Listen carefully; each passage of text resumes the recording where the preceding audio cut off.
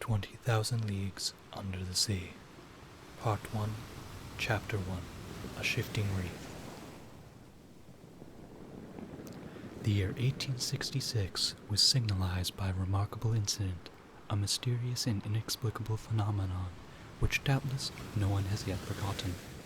Not to mention rumors which agitated the maritime population and excited the public mind, even in the interior of continents. Seafaring men were particularly excited. Merchants, common sailors, captains of vessels, skippers, both of Europe and America, naval officers of all countries, and the governments of several states on the two continents were deeply interested in the matter. For some time past, vessels had been met by an enormous thing, a long object, spindle-shaped, occasionally phosphorescent, and infinitely larger and more rapid in its movements than a whale. The facts relating to this apparition, entered in various logbooks, agreed in most respects as to the shape of the object or the creature in question, the untiring rapidity of its movements, its surprising power of locomotion, and the peculiar life with which it seemed endowed. If it was a cetacean, it surpassed in size all those hitherto classified in science. Taking into consideration the observations made at diverse times, rejecting the timid estimate of those who assigned to this object a length of 200 feet, equally with the exaggerated opinions which set it down as a mile in width and 3 in length, we might fairly conclude that this mysterious being surpassed greatly all dimensions admitted by the ichthyologists of the day. If it in fact existed at all, and that it did exist was an undeniable fact, and, with that tendency which disposes the human mind in favor of the marvelous, we can understand the excitement produced to the entire world by this supernatural apparition. As to classing it in the list of fables, the idea was out of the question. On the 20th of July, 1866, the steamer Governor Higginson of the Calcutta and Burnock Steam Navigation Company had met this moving mass 5 miles off the east coast of Australia. Captain Baker thought at first that he was in the presence of an unknown sandbank. He even prepared to determine its exact position when 2 columns of water, projected by the inexplicable object, shot with a hissing noise 150 feet up into the air. Now, unless the sandbank had been submitted to the intermittent eruption of a geyser, the Governor Higginson had to do neither more nor less than with an aquatic mammal, unknown till then, which drew up from its blowholes columns of water mixed with air and vapor.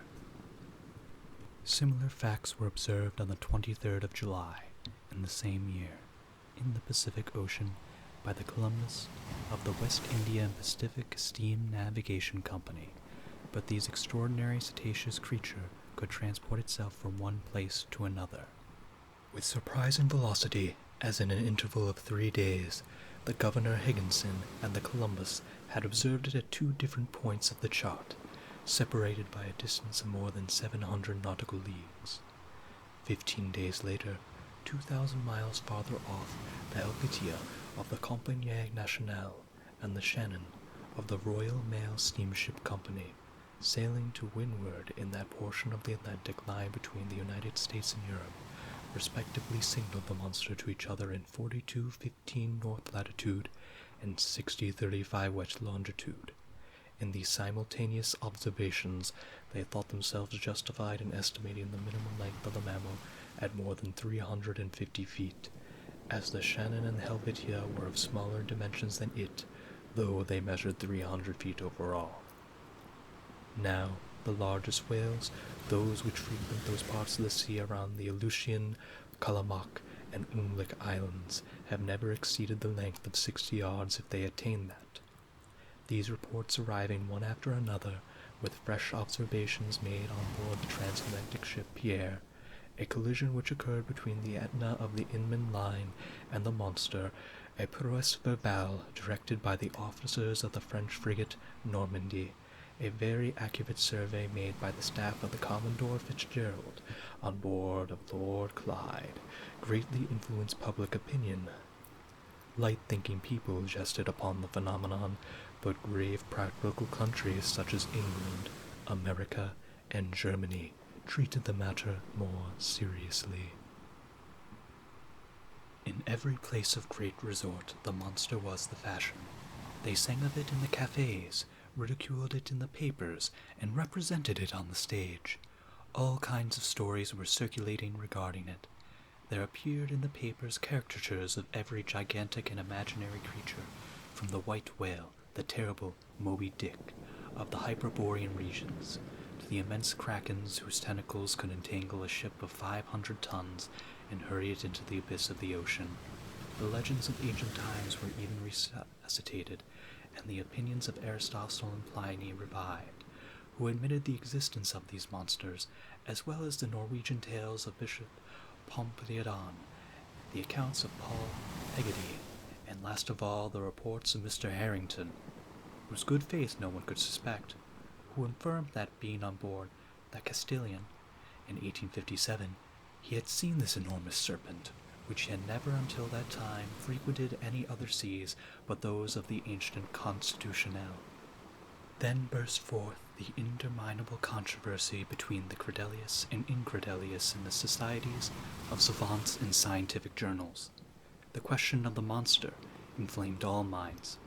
Editors of scientific journals quarreled with the believers in the supernatural, spilled seas of ink during this memorable campaign, some even drawing blood, for from the sea serpent they came to direct personalities.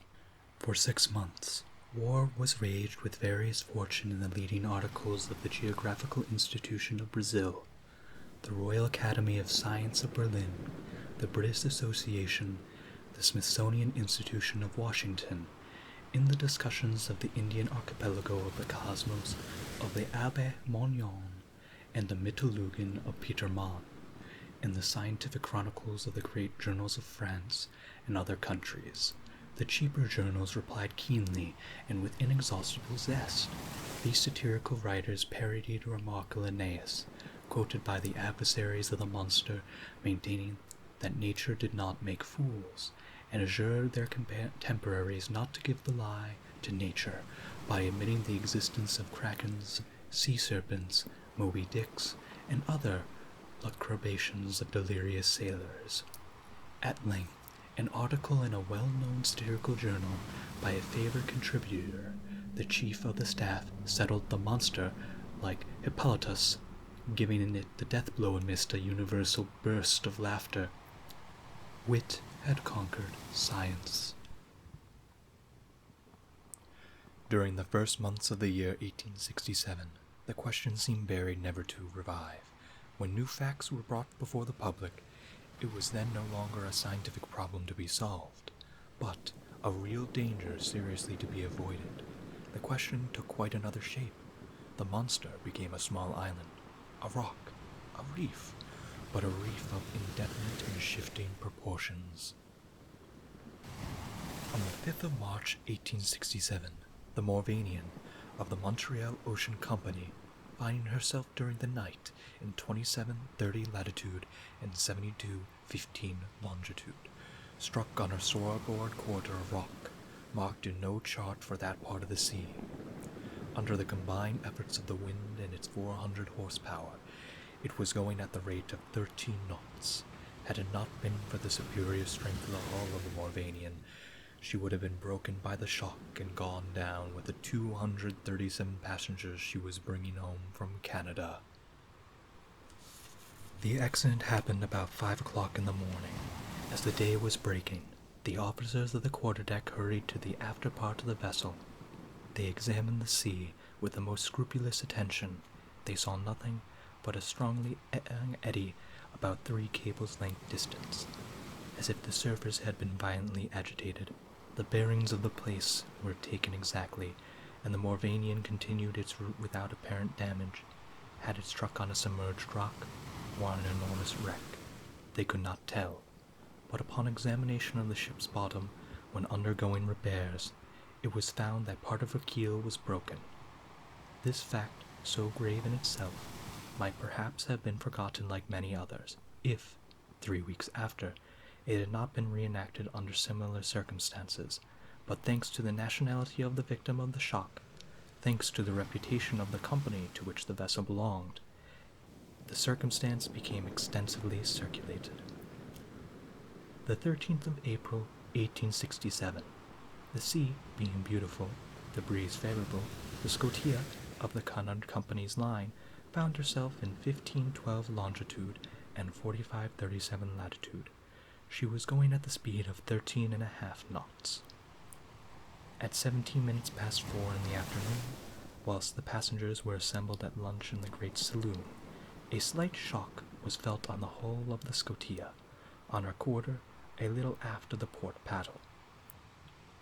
The Scotia had not struck, but she had been struck, and seemingly by something rather sharp and penetrating than blunt. The shock had been so slight that no one had been alarmed, had it not been for the shouts of the carpenter's watch, who rushed onto the bridge exclaiming, "We are sinking! We are sinking!" At first the passengers were much frightened, but Captain Anderson hastened to reassure them that danger could not be imminent. The Scotia, divided into 7 compartments by strong partitions, could brave with any impunity any leak. Captain Anderson went down immediately into the hold. He found that the sea was pouring into the 5th compartment, and the rapidity of the influx proved that the force of the water was considerable. Fortunately, this compartment did not hold the boilers, or the fires would have been immediately extinguished. Captain Anderson ordered the engines to be stopped at once, and one of the men went down to ascertain the extent of the injury. Some minutes afterwards they discovered the existence of a large hole, 2 yards in diameter, in the ship's bottom. Such a leak could not be stopped, and the Scotia, her paddles half submerged, was obliged to continue her course. She was then 300 miles from Cape Clear, and after 3 days' delay, which caused great uneasiness in Liverpool, she entered the basin of the company. The engineers visited the Scotia, which was put into dry dock. They could scarcely believe it possible. At 2.5 yards below the watermark was a regular rent, in the form of an isosceles triangle. The broken place in the iron plates was so perfectly defined that it could not have been more neatly done by a punch.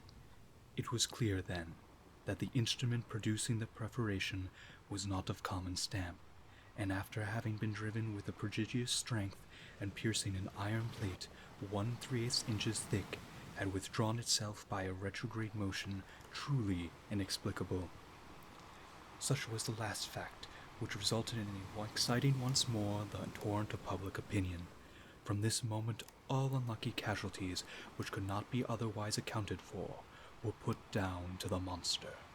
Upon this imaginary creature rested the responsibility of all these shipwrecks, which unfortunately were considerable, for of 3,000 ships were lost annually, recorded at Lloyd's. The number of sailing and steamships supposedly to be totally lost from the absence of all news amounted to not less than 200. Now, it was the monster who, justly or unjustly, was accused of their disappearance, and thanks to it, communication between the different continents became more and more dangerous. The public demanded peremptorily that the seas should be at any price be relieved from this formidable cetacean.